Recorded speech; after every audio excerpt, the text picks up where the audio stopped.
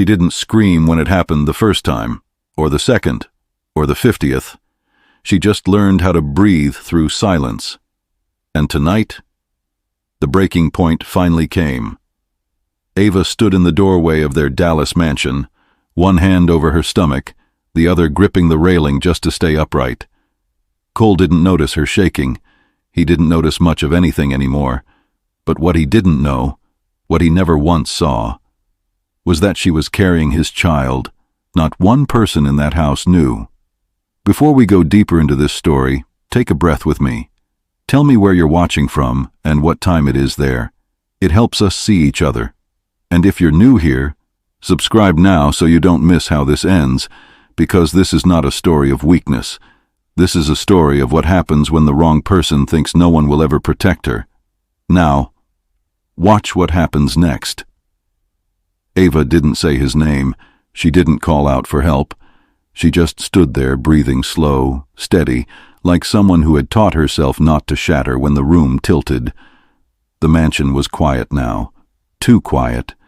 The kind of quiet that comes after a storm, not because the storm ended, but because it got tired. Chandeliers glowed warm gold overhead, reflecting off polished marble floors. Everything looked perfect, untouched, like a home staged for a magazine shoot.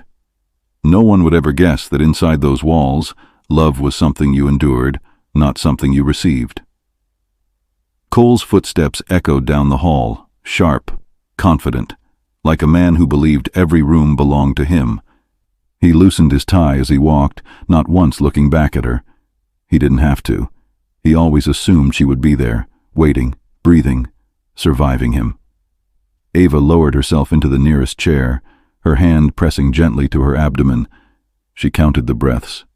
In. 1. Out. 1. Again. Again. The doctor said stress wasn't good for the baby, but how do you leave stress when you sleep beside it? A soft chime came from her phone, a reminder she set weeks ago. Dinner. Tell him. The words blurred. She had planned it. She had rehearsed it. She had chosen the moment carefully, just like people do when they hope news might soften someone's heart. But timing means nothing when a person stops remembering how to love. The door nearby creaked, and Cole finally spoke. His voice didn't rise. He didn't shout. It was quiet, almost bored. Are we done? No apology, no concern, no recognition of the hands she had clenched so hard, her nails left half-moons on her palms. Ava didn't answer. There was no point. Outside, thunder rolled across the Dallas sky. Rain began tapping the windows, soft at first, then heavier, like something knocking to be let in. Cole walked past her and poured himself a drink. Whiskey, no ice. He didn't look at her, not even once. Ava lifted her eyes, and in the reflection of the window, she didn't see a wife. She didn't see a home. She saw a woman disappearing in real time. The rain got louder. The lights flickered. Ava whispered, barely audible, to the child she had not yet introduced to the world. I promise, you will not grow up learning to survive love. Morning light slid through the tall bedroom windows, soft and pale, the kind that makes everything look gentler than it really is. Ava sat at the edge of the bed, already dressed. She had not slept. Cole slept beside her, one arm thrown across the pillow where her head used to rest. He looked peaceful. People always look gentle when they are unconscious. Ava rose quietly. She moved like someone who had practiced disappearing inside her own home. Shower, dress, makeup light enough to hide what needed to be hidden, not enough to draw questions. She walked down the hallway, her hand brushing the wall, not for balance, but to stay present. In the kitchen, the staff glanced at her, quickly away, then back again. They knew. They all knew. But knowing and acting are not the same. Just tea, Ava murmured to the housekeeper. Her voice was steady. She had learned that skill well. Steam rose from the cup as she sat at the marble island. The rain from last night had passed, leaving the world outside clear and bright, as if the sky had forgiven itself. The house was quiet, except for the faint hum of the refrigerator. Then she felt it. A flutter.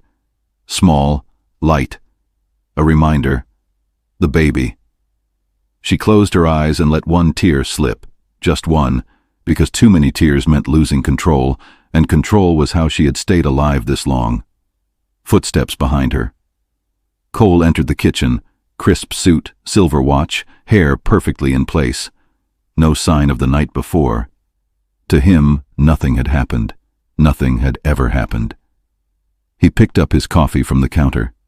The staff moved quietly around him. Practiced, efficient, rehearsed. Ava didn't look up. He didn't speak. Silence stretched between them like a locked door. Then he said, casually, as if discussing weather, "I'll be home late. Dinner with Tyler." Ava nodded once. She didn't ask for details. She didn't ask if he remembered. She didn't ask about the bruise blooming beneath her sleeve. She just said, "Okay." Cole paused, just for a breath. Like he heard something in her tone, something he couldn't name. But instead of asking, he took his keys from the counter and walked toward the door. Before it closed behind him, Ava whispered to herself, "Today, I tell someone today." She didn't know who. She didn't know how. But silence was starting to feel like a room without air. She reaches for her phone and dials a number she had not dialed in over 3 years. Her father's. The phone rang only once. Ava. Grant Sinclair's voice was calm, controlled, the way storms sound when they are still gathering. She didn't speak at first. Her breath caught in her throat. She wasn't calling to cry. She wasn't calling to explain. She wasn't even sure why she was calling. But he heard it. The silence. The kind that says everything. "Where are you?" he asked. Ava swallowed. "Home." Grant paused. "Is he there?" "No." Another long silence. A silence that felt like measuring, calculating, assembling pieces of a puzzle he had already seen before. "Do you want me to come get you?" he asked. No force, no pressure, just a door. Open. Ava's fingers tightened around the phone. "No," she said softly. "Not yet." Grant accepted that answer with no argument. He never moved before someone was ready. He understood damage. He understood pride. He understood patience. "Call me again," he said, voice steady. "Any time, no matter what hour." Ava closed her eyes. "I know." The call ended. She stood on the walkway outside the mansion, sunlight warming her face, the earth beneath her feet feeling real for the first time in weeks. She wasn't saved. She wasn't free. But a crack had formed in the silence. She could breathe. She returned inside, her steps light, but her chest tight. The house felt too large, too polished, too curated. A place designed to look beautiful, not to feel human. She placed a hand on her abdomen again. The flutter came back, small, living, growing. "I'm here," she whispered to the child who could not yet hear her. "I'm still here." The Harrington estate was the kind of place realtors whispered about and tabloids wrote love letters to. 5 bedrooms, 6 bathrooms, ceilings that reached high enough to make a person feel small if they didn't already. Guests always said the same thing. "This house is stunning," but Ava learned something truth teaches slowly. Beauty can hide rot better than any curtain. The walls were thick. Sound did not travel. That was intentional. It was a house built for privacy, not safety. A vase of white peonies sat in the main hallway, fresh every morning. Cole insisted on that. He liked things that looked unchanging. The staff moved quietly, their eyes never lingering too long, their voices soft, their footsteps careful. Everyone in that house knew how to live without being seen. Ava walked through the hallway, fingertips brushing the petals. They were perfect, unbent, unbruised. She wasn't. At the end of the hall, one of the maids, Elise, hesitated, just enough to be noticed, just enough to mean something. "Ma'am?" she said, voice low. Ava turned. Elise's eyes flicked to Ava's sleeve, the one covering the mark. Their gazes met. No words, just quiet understanding between two women who knew the price of silence. Elise didn't ask. Ava didn't explain. But the moment had weight. A crack had formed somewhere else now, in the house itself. And cracks, even small ones, have a way of spreading. The changes came quietly, not in explosions, not in sudden outbursts, but in small, precise adjustments, the kind that are easier to ignore than confront. At first, it was her phone. Cole would ask who she was texting, who she was calling, why the calls were so long, why she didn't answer immediately the moment his message appeared. Then it was her outings. "Lunch again?" he'd say like a joke. But Ava heard the layer beneath. A joke is only light when both people laugh. Next came the bank card, not taken away, just monitored. "You spent more than usual this month. Be mindful." He said it while adjusting his cufflinks in the mirror, like it was nothing. Control rarely announces itself. It arrives politely, reasonably, the way vines grow slowly around a tree trunk, gentle until the day the tree can't breathe. Ava tried to excuse it. Stress, workload, pressure. She told herself all relationships require adjustment. She wanted to believe that love didn't have to be easy to be real. But the first true sign came on a Thursday evening. She reached for her coat to meet Sloane for coffee. Cole looked up from his laptop. "You're going out?" "Yes," Ava said. "Just for an hour." "With who?" "Sloane."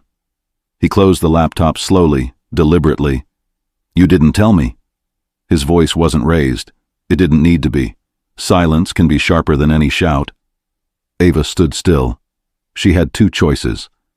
Explain herself like a child seeking permission, or walk out the door as a woman with a life of her own. She chose the second. She stepped past him and reached for the doorknob. Her hand didn't make it. His fingers closed around her wrist. Not violently, not enough to bruise, just enough to remind. The room went still. Ava didn't speak. Cole didn't either. Finally, he let her go. "Be back by 8, he said. Not please, not be safe. A command. Ava left anyway. She walked out into open air, heart racing, lungs tight, the city lights of Dallas reflecting sharp against the hood of her car. When she sat in the driver's seat, her hands trembled. Not from fear, but from the sudden realization. This was not the first sign. This was just the first one she could no longer pretend she didn't see. She met Sloane at the cafe. They laughed, they talked. Ava smiled, but Sloane saw it, the dimming behind her eyes, the kind that comes from being slowly erased. "Ava," Sloane said quietly. "Are you okay?" Ava looked at her friend. Someone safe. Someone who remembered who she used to be. Her throat tightened. She could have said yes. She could have lied. She could have kept the peace of silence for one more day. Instead, her eyes filled.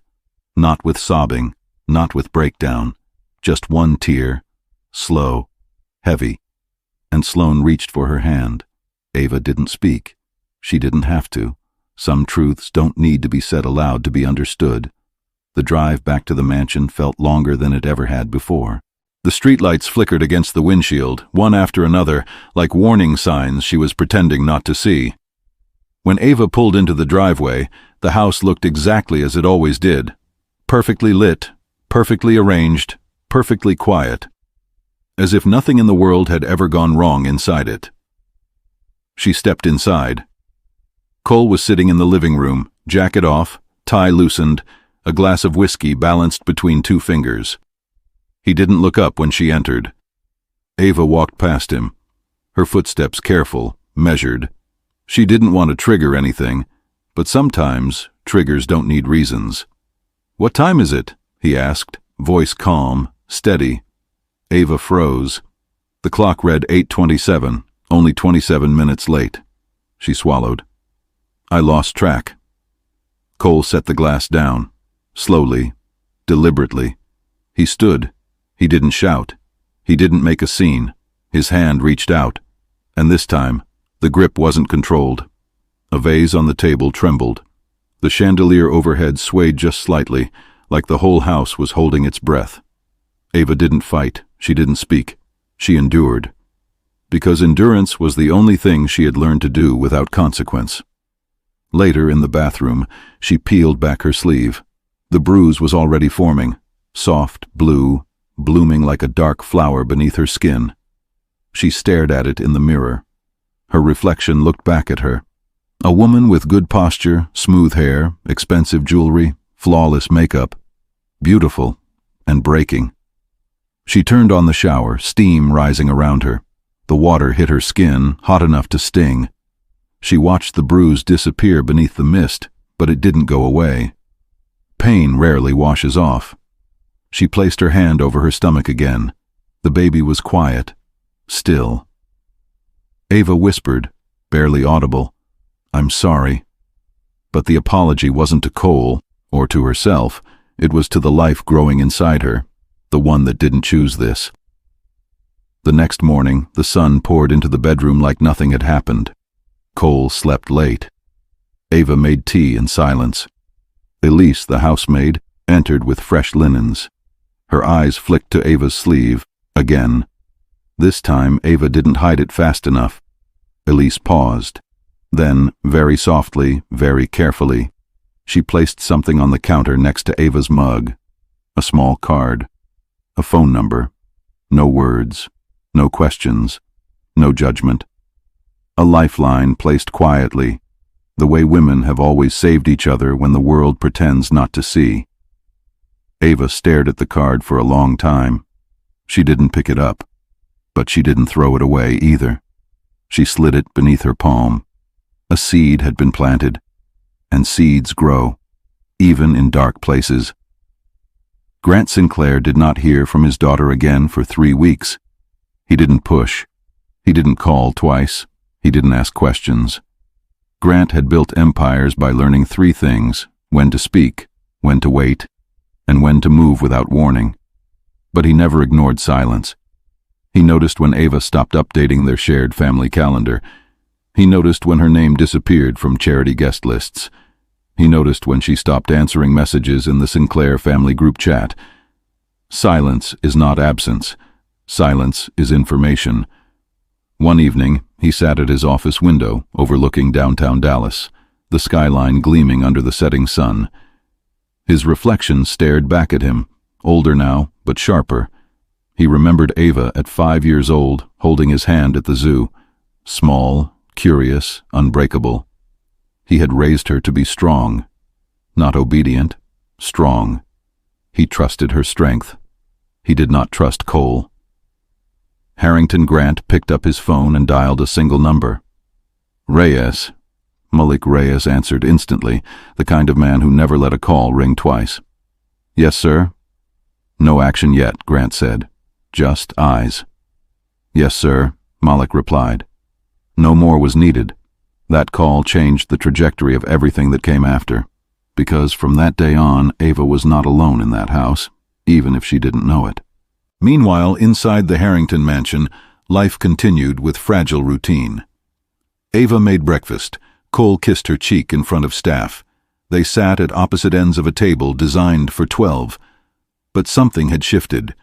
Ava's silence was no longer empty. It was aware. That awareness grew every time she felt the baby move, every small kick, every flutter. It was no longer just her suffering. It was shared. She began writing things down. Dates, times, words said bruises forming, bruises fading. Not because she had decided to leave, because she had stopped pretending there was nothing to leave. One afternoon, Cole arrived home early. His footsteps were heavier than usual. His tie was loosened, his expression sharp. He walked into the living room where Ava sat, reading. He stared at her for a moment, studying her, as if trying to remember who she used to be. "You've been quiet lately," he said.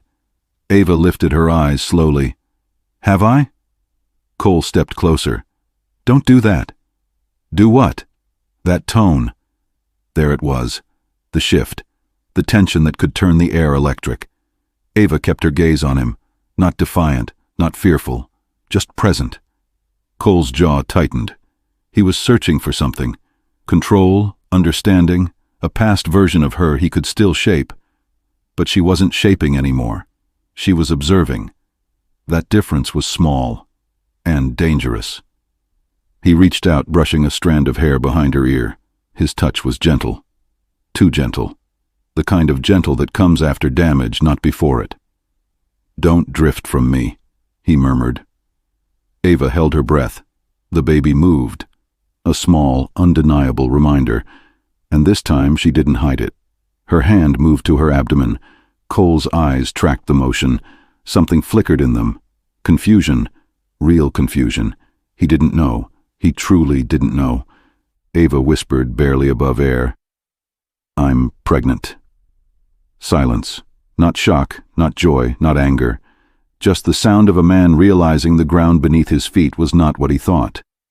Before either of them spoke again, a glass shattered in the kitchen down the hall. The staff had heard, the house had heard, and houses built to hide things never stay quiet forever. Cole didn't move at first. He just stood there, staring at Ava as if the word itself had rearranged the room. Pregnant. The word hung in the air, soft and enormous. His eyes shifted to her hand resting over her abdomen, then back to her face. "How long?" he asked, voice low. 10 weeks, Ava replied. Another silence. But this one wasn't heavy. It was hollow, as if something inside him had dropped straight through him. "You didn't tell me." "I tried." "When?" Ava looked at him, steady, calm, not pleading. "Every day." Cole blinked. Slow, controlled, processing.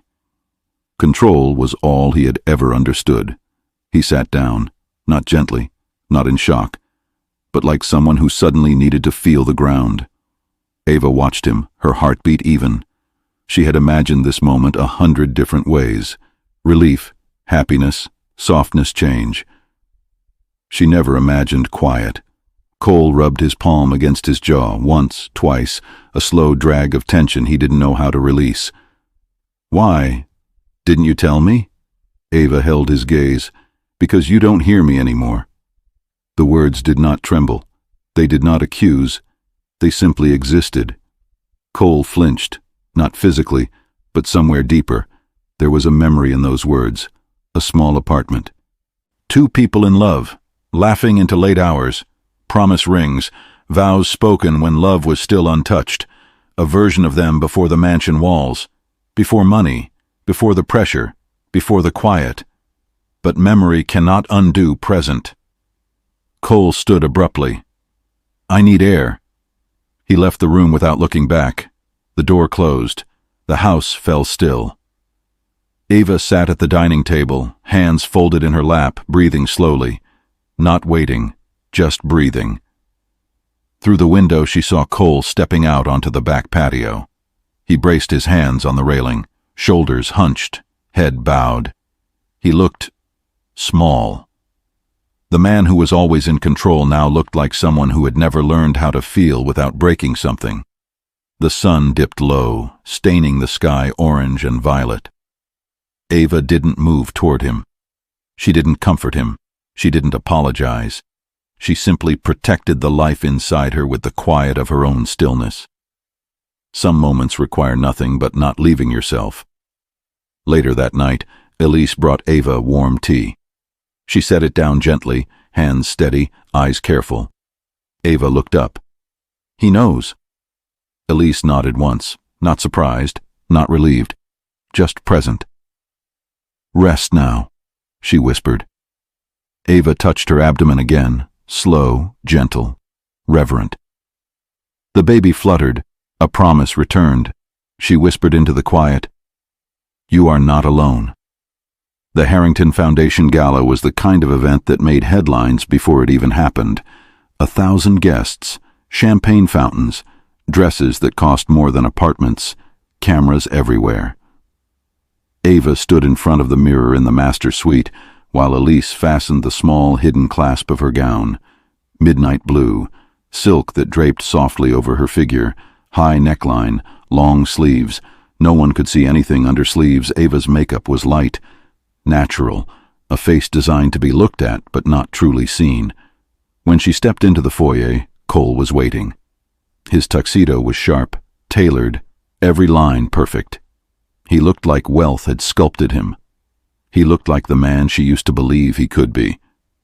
For a moment, neither of them spoke. The distance wasn't physical.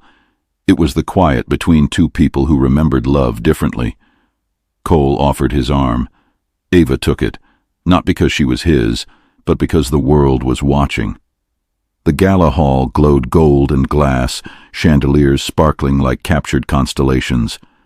Music swelled, guests laughed, photographers hovered, everyone saw them arrive.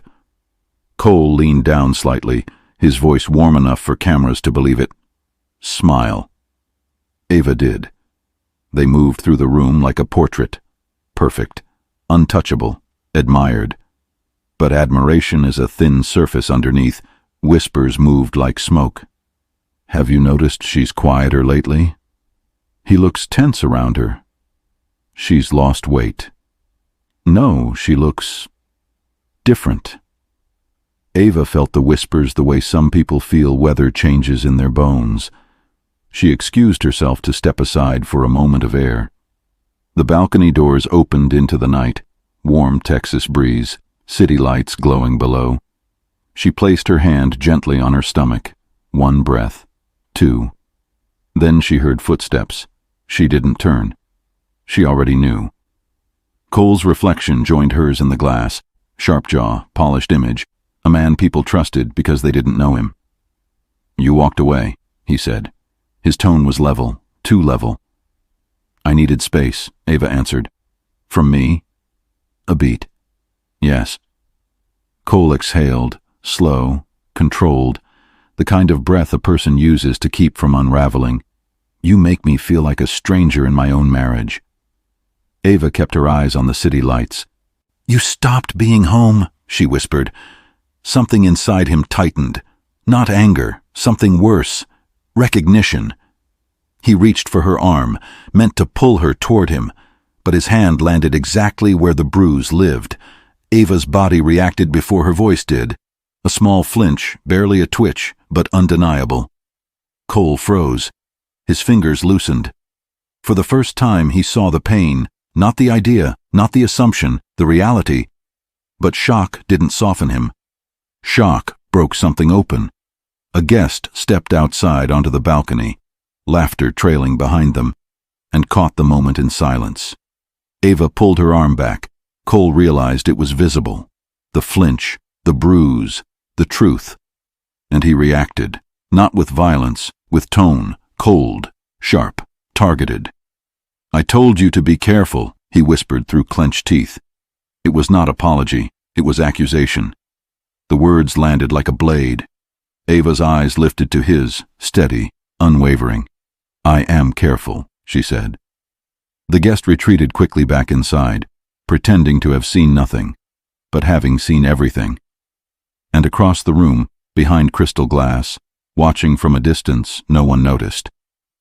Grant Sinclair stood completely still, no expression, no reaction, just quiet understanding, the kind that meant he had just confirmed what he needed to know. A single moment is sometimes enough to begin a war. The music continued. Champagne still poured. The chandeliers sparkled just the same. But something in the story had shifted. The house was no longer the only place where the truth lived. Now the world had seen a crack, and cracks, once visible, only grow. The morning after the gala, the mansion felt colder. Ava sat by the window with her tea, looking out over the garden. The roses Cole imported from France were blooming, perfect, symmetrical, color arranged by a designer who had never met her. The world outside this house was curated, controlled, contained.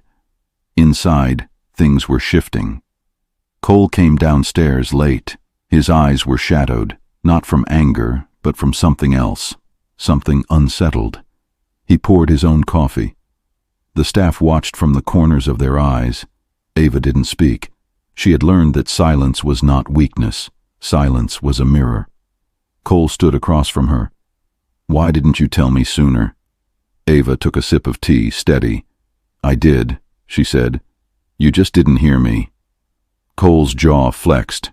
He didn't deny it. He didn't argue. He looked at her, really looked. "How far along?" "Almost 12 weeks. His breath caught, just slightly, almost invisible unless someone was looking for signs. Then he asked the question that cracked the room open. "Is it mine?" Ava's hand stilled around her cup. Not fear, not shock, just the soft kind of heartbreak that comes when you realize someone sees you as less than real. "There has only ever been you," Ava said quietly. Cole sat down, but he didn't look relieved. He looked lost, as if the foundation he had built his identity on had shifted underneath him. He leaned back, staring at the far wall. "I didn't know," he said again, and Ava finally understood. Not the justification, not the excuse, the truth. He had never imagined a future, not with her, not with anyone. He had lived his life managing everything, controlling everything, protecting everything, except himself. He had never prepared to be a father. He had never believed he would be one, not because he didn't want a family, because he never believed he was someone who deserved one. Ava watched the realization move through him like a storm cloud, dark, slow, heavy. She didn't comfort him. She had nothing left to give to someone who only now began to see what he had damaged. The silence between them was different now. Not empty, full. Full of everything spoken through bruises and unanswered phone calls and quiet nights spent awake in the dark. Cole stood suddenly. "I have to go." He didn't say where. He didn't ask if she was okay. He didn't ask about the baby. He left the house like a man running from something inside himself. The door shut behind him. The echo of it traveled through the mansion like a reminder love alone was not going to save this. Meanwhile, across town, Cole's business partner, Tyler Duke, leaned against the counter in his private office, phone pressed to his ear. He listened, expression tightening. "Yes, I understand," he said finally.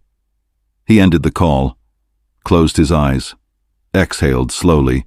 He now knew something Cole didn't know, something Ava didn't know, something that was going to change everything. Ava standing at the window, one hand on glass, another on her stomach. Outside, the roses were still perfect. Inside, the truth had just begun. Cole didn't come home that night. The house was dim. The hallways were still. Ava sat in the living room, lights off, listening to the soft hum of the air conditioning, the only sound in a mansion built to hide silence. She didn't wait for him. She didn't check the driveway. She didn't pace. She simply sat. Because waiting is something you do for someone who is coming back. Cole had left, but not in distance. He had left long before this night. The clock ticked. 11:42 p.m., 1:13 a.m., 3:05 a.m. Ava finally rose and went upstairs, her hand trailing along the banister. She lay in bed, alone, one hand resting over her stomach, feeling the quiet, steady rhythm there. She slept without dreaming. Cole returned just after sunrise. His steps were uneven. His tie was gone. His shirt wrinkled. He smelled of rain and asphalt and a night spent trying to outrun something you cannot outrun. Ava heard him, but she didn't move. He stood in the doorway of the bedroom watching her in the pale morning light, her hair loose against the pillow, her breath slow, her hand resting protectively over her stomach. He looked at her like someone seeing something he had never really understood. Not possession, not obligation, not routine. A life he had already been losing. He sat on the edge of the bed, carefully, quietly. Ava opened her eyes. They didn't speak. Cole's voice was low, rough, not from anger, from something else. "I don't know how to be this." Ava didn't look away. "You could learn."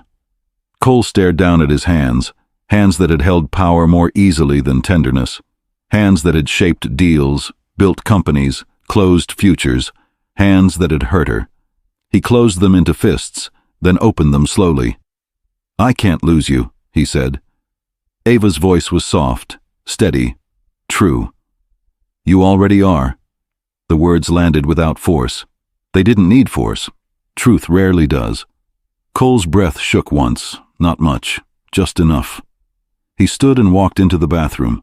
The door closed behind him. Ava remained still.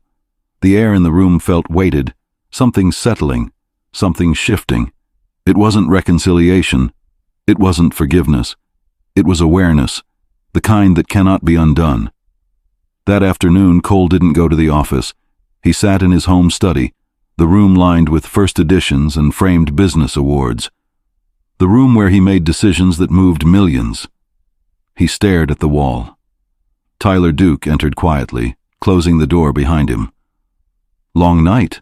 Tyler asked. Cole didn't answer. Tyler sat across from him. "There's something you need to know," he said. Cole finally looked up. Tyler's expression held no softness. "Ava's father has been watching, quietly, for months." A long pause. Not shock, not denial, just realization, the kind that steals the air from a room. "He hasn't acted," Tyler continued, "but when he does, it won't be emotional. It will be total." Cole's throat tightened. Tyler's voice was calm, measured, factual. "You don't understand who you married, Cole. You married Sinclair's daughter, and Sinclair doesn't break, he removes." The words hit harder than any confrontation. Cole swallowed. "Does he know?" Tyler nodded once. "Yes." That single word changed the temperature of the room. Cole leaned back slowly. No panic, no anger, just the crushing weight of what had already begun. A storm moving silently, calculated, inevitable. Ava sat in the garden that evening, sunlight warm on her skin, the roses fragrant and soft. She felt the baby move again, stronger this time. A reminder, a promise, a warning. She whispered, "We are leaving soon. I don't know when, but soon." Her hand didn't tremble, her voice didn't break. She had crossed the point where fear controls. There is a moment in survival when fear becomes clarity. She had reached it. Grant Sinclair did not rush. He never had. He understood that the most effective action is the one no one sees coming until it is already done.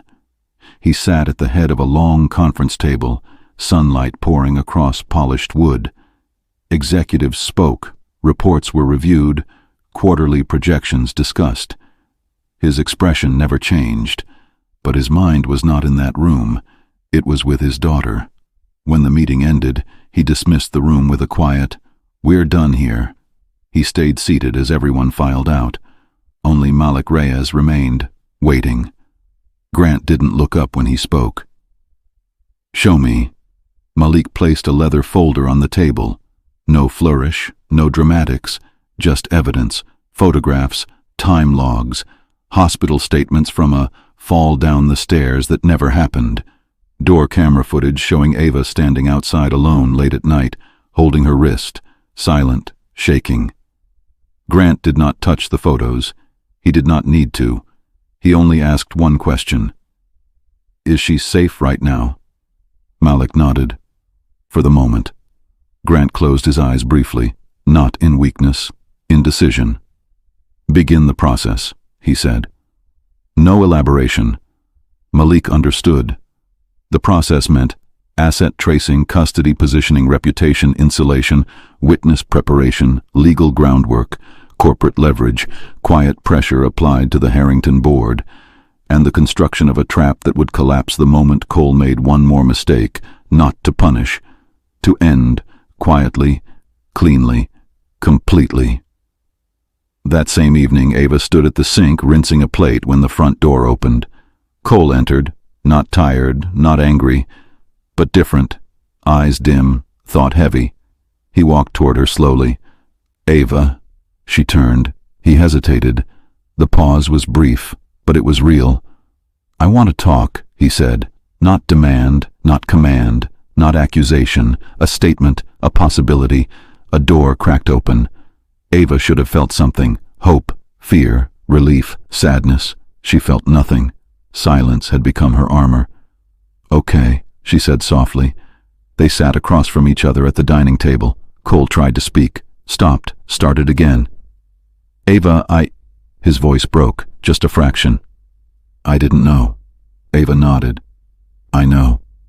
He exhaled, shaking his head. "I don't want to hurt you." Ava looked at him. "You already have." The truth did not need force. It simply needed to exist. Cole's eyes lowered. He didn't deny it. He didn't explain it. He didn't try to reshape it. For the first time, he didn't run from it. And for the first time, Ava allowed herself to look at him not as the man who had hurt her, but as the man who did not know how to be anything else. There was no forgiveness in that recognition, just clarity, the kind clarity brings right before a storm breaks. Meanwhile, across Dallas, in a private dining room of a quiet, upscale restaurant, Grant Sinclair sat across from the chairman of the Harrington board. No anger, no threats, no raised voice, just a simple sentence spoken calmly over a glass of water. "I will be filing dissolution papers soon. When I do, you will support full financial separation and sole parental protections, or Harrington Global will not survive the quarter." The chairman did not argue. Because some men do not need to prove how much power they have. Their silence does it for them.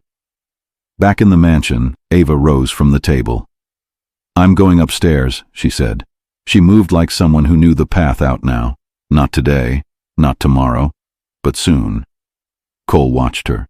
Not with control, not with anger, but with the quiet dread of a man realizing something he never expected to lose was already gone. Ava reached the top of the staircase, hand sliding along the carved banister. She didn't look back. Some endings begin long before anyone names them. It happened on a Sunday, the kind of quiet weekend morning where the sun sits soft over the city, where the air feels still, where nothing seems urgent. Ava was in the kitchen, pouring tea. Her hands moved slowly, steadily. She had become practiced at calm. Then the room tilted. Just a small shift, barely noticeable, like the world swayed for a second and then settled again. She blinked, waited, breathed.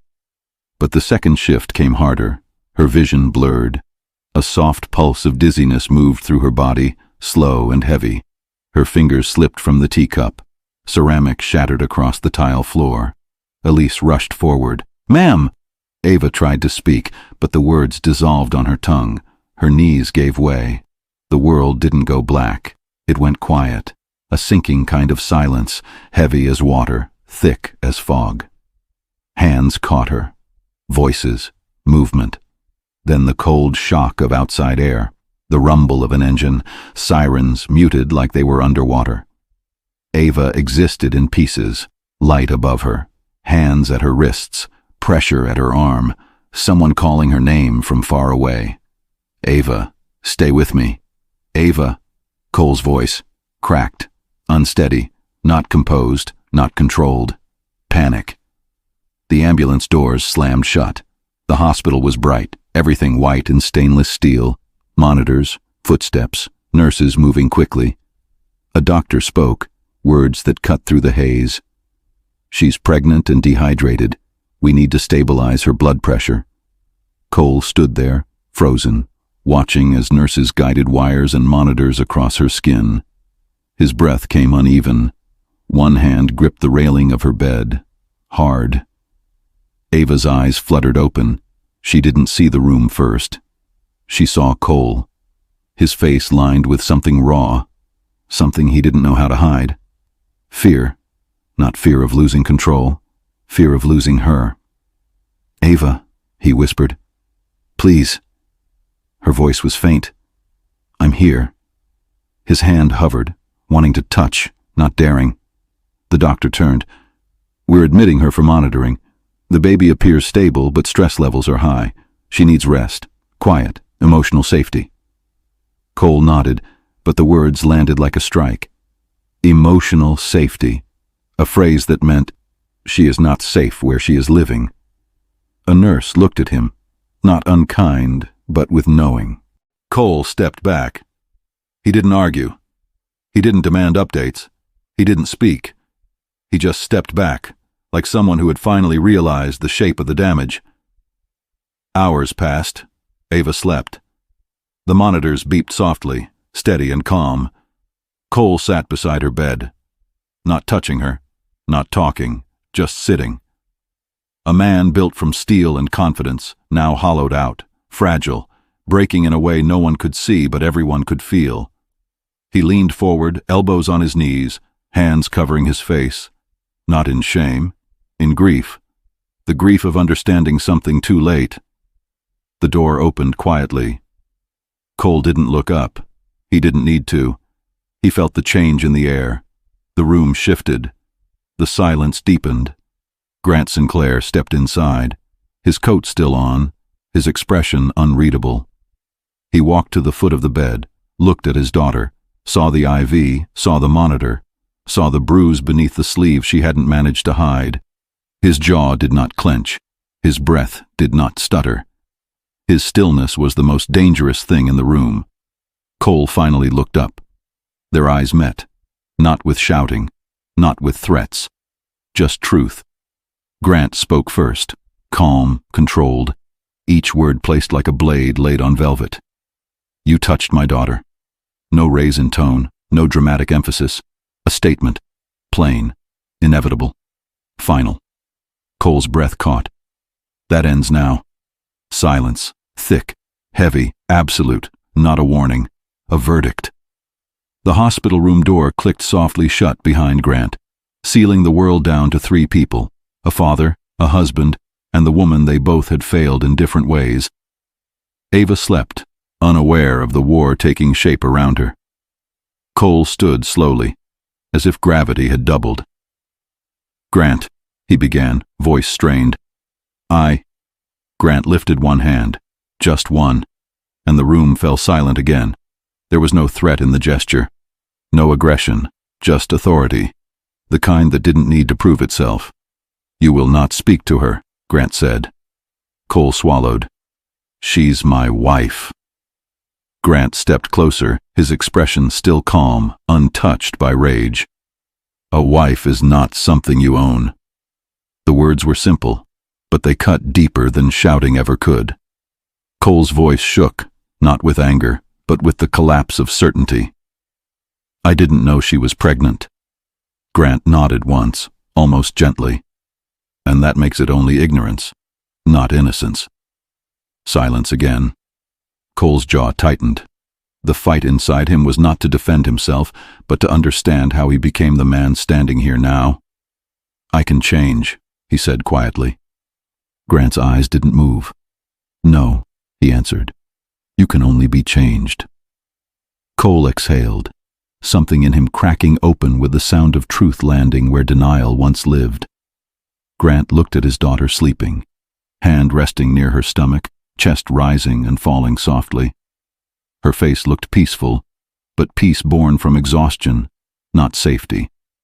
He spoke without looking at Cole. "You will go home," he said. "You will say nothing. You will move nothing. You will sign what is placed in front of you when the time comes." Cole stared at him. Shock, regret, fear. "You're taking her from me." Grant finally turned to meet his eyes. "No," he said. Quiet, absolute. "You gave her up." The breath left Cole's body like something had been knocked out of him. Grant didn't raise his voice. He didn't need to. Some sentences do not require volume to be permanent. He walked toward the door, pausing only once, his back to Cole, his voice steady. "If you ever place your hand on her again, I will not ruin you in court. I will remove you from the world that remembers your name." The promise was not loud. It didn't need to be.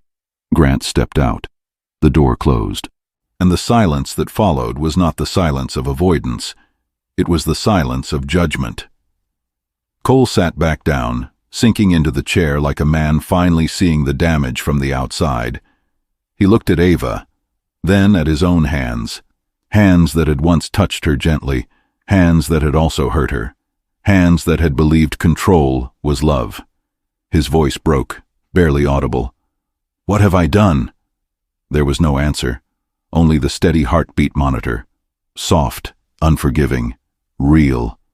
Ava woke in the late afternoon, the room quiet except for the monitor's gentle rhythm. She blinked slowly, letting the world return in pieces, the hospital ceiling, the faint scent of antiseptic, the weight of the blanket over her legs. Her hand moved instinctively to her stomach. The steady reassurance was still there. She exhaled. Then she noticed the chair beside her bed. Empty. Cole was gone. But someone else sat in the corner, still and watchful. Malik Reyes. Dark suit. Unobtrusive presence. A man built to disappear into rooms until needed. Ava didn't startle. She simply looked at him. "You're my father's," she said softly. Malik nodded once, not an apology, not a confession, a confirmation. "Yes." Ava closed her eyes briefly. She wasn't surprised. She wasn't relieved. She was seen. Malik stood and stepped closer, placing a folder on the tray beside her bed. He didn't open it. He didn't explain. "He wanted you to decide when," Malik said quietly. Ava looked at the folder. Thin, unassuming, but weighty in a way paper shouldn't be. It held documentation, timelines, records, testimonies, and the legal foundation to take back her life. Ava didn't reach for it. Not yet. "Does he know?" she asked. "Cole?" Malik asked in return. Ava nodded. "Yes," Malik said. "He knows." Ava looked out the window. Sunlight poured in, warm and indifferent. She wasn't afraid, not anymore. Fear requires uncertainty. She no longer had any. "Do you want to leave him today?" Malik asked. The question was not gentle, not harsh, just present. Ava didn't answer immediately. She placed her hand over her stomach and breathed in deeply. "No," she said. Malik didn't react. Ava's eyes were steady when they lifted to his. "I want him to see what he lost. Not vengeance, not spite. Truth." Malik nodded once. "Then we move carefully." Ava reached for the folder. Her hands did not shake, because she had not been waiting to be saved. She had been preparing, quietly, deliberately, her notes, her timestamps, the discreet doctor visits, the email drafts never sent, the hidden phone she kept behind the nursery door that didn't yet exist. Ava had not endured without purpose. Ava had recorded every bruise, every silence, every apology that came too late, not because she expected justice, but because she refused to forget her own truth. She opened the folder. Inside, above everything else, was a single page, a custody petition, her name, her unborn child's status. Cole's name listed beneath the heading, Respondent. Ava traced the margin with her thumb. Then she said it, the words that marked the exact moment survival turned into decision. "Help me leave the right way." Malik nodded. "It has already begun." 3 floors down, outside the hospital, a black sedan waited. Grant Sinclair watched the building, hands folded behind his back, expression calm, not triumphant, not furious, just ready, prepared, silent. A man who had moved his final piece. Inside, Ava closed the folder, her heartbeat steady, her breath even, her future shifting beneath her feet. Not away from something, toward something, toward freedom. The courthouse smelled of paper and polished floors, the air cold from overworked air conditioning. Ava walked slowly, each step steady, her hand resting lightly over her abdomen. She wore a simple dress, soft gray, long sleeves, no jewelry, no performance, no costume, just truth. Cole was already there. He stood near the far wall, suit immaculate, posture rigid, jaw tight enough to tremor. He looked like a man being watched, not by others, but by his own reflection. He didn't speak. He didn't move toward her. He only looked at her, not with anger, not with pride, with loss, raw, undeniable, undressed of ego. Ava did not look away. Malik stood beside her, briefcase in hand. Grant stood behind her, not touching, but present, unmoving, anchoring. The hallway was quiet except for the echo of distant footsteps and the faint rustle of paperwork behind closed doors. A bailiff opened a side door and called, "Harrington v. Harrington, preliminary hearing." No one moved at first, because the moment before something ends is still part of the ending. Then, a soft cry, small, new, fragile. A nurse rounded the corner carrying an infant in a light blanket, a baby just days old, with the small, soft, uncertain presence of new life. Ava turned. Her daughter, hair dark, face small and luminous with that quiet seriousness newborns carry. Ava reached out, and the nurse placed the baby gently into her arms. Her breath trembled, just once, and then steadied. Ava's world shifted into place, not loud, not dramatic, just sure. Cole stepped forward. He didn't reach out. He didn't claim. He didn't demand. He only looked. His eyes softened in a way that did not excuse him, did not redeem him, did not rewrite the past, but revealed something true. He did not know how to love gently, but he still felt. The baby stirred, a small sound, a tiny sigh. Cole's voice came low, cracking on its way out. "Can I see her?" Not hold, not take, see. Ava looked at him, not with hate, not with forgiveness, with clarity. She shifted the baby slightly, allowing him to see her face. Nothing more. Cole's breath left him. His hands, the same hands that once held power like a weapon, now hung at his sides, open, empty. He whispered, "She has your eyes." Ava nodded. "She will have my peace." Cole's face broke, not into tears, not into collapse, but into understanding, the kind that arrives too late. The bailiff's voice echoed, "Whenever you're ready." Ava turned toward the courtroom door. Grant stepped beside her. Malik walked just behind. Cole remained where he stood. As Ava entered the courtroom, she did not look back. Some chapters are not meant to be reread. The door closed. The sound was soft. The home Ava returned to was not the mansion. It was a quiet house tucked behind oak trees, where the morning light came in soft and unforced. Her daughter slept in a bassinet near the window, wrapped in a pale cream blanket, tiny hands balled into soft fists. Ava spoke to her often, not in long stories, just truths, spoken gently. "You are safe here. You are wanted. You will never learn love through fear." She moved through her days slowly, adjusting, healing. The bruise on her arm faded. The bruises inside her did not yet, but they no longer owned her. Grant visited every day, never asking questions, just sitting, sometimes drinking tea, sometimes watching the baby sleep. A father learning how to stand beside his daughter rather than in front of her. Ava was learning too, how to be something other than silent. Cole did not call, he did not appear, but his absence was not peace. It was a presence, a shadow, a memory, a question left unanswered. He attended every court session. He complied with every order. He signed what he was given. But he never fought, not because he agreed, because he didn't know who he was anymore. One evening, the house was quiet. Ava stood by the window, her daughter sleeping in her arms, the sky outside fading to a deep, soft blue. The phone on the table buzzed, not loudly, just once. A text from an unknown number. Ava stared at it for a long moment before reaching for the phone. The screen lit softly. Unknown number. "You think you know why he changed." Ava's heart stilled. Another message followed, slow, deliberate. "But you don't know who taught him to, and you don't know what comes next." A pause. One final text. This story didn't start with him, and it won't end there. Ava looked down at her daughter. The baby slept peacefully, unaware of the world waiting outside the walls of safety built for her. Ava's voice was quiet, steady. "I'm not afraid anymore." She didn't know who sent the message.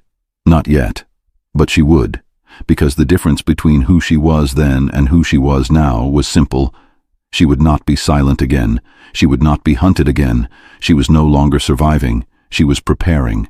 The storm had passed, but another was forming, far away, quiet, unseen, and Ava would be ready.